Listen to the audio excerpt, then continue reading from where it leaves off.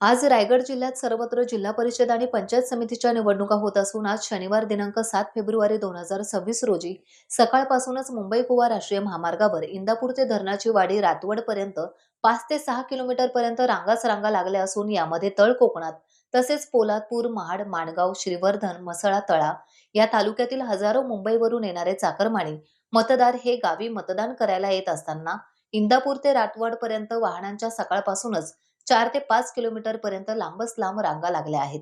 या वाहतूक कोंडीत तळ कोकणात तसेच रायगड जिल्ह्यात येणारे हजारो मतदार हे वाहतूक कोंडीतच अडकून पडले आहेत.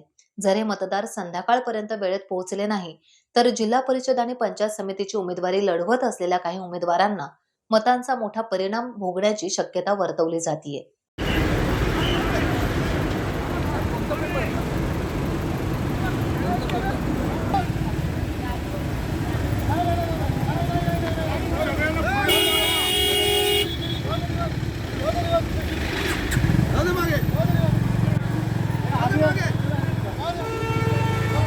लाईन तोडून येतं मागाशी पण तसंच लाईन.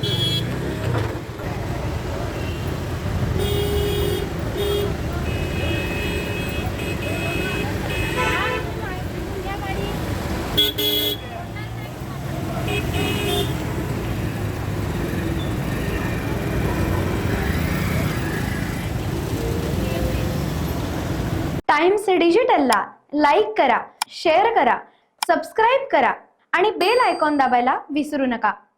Times digital.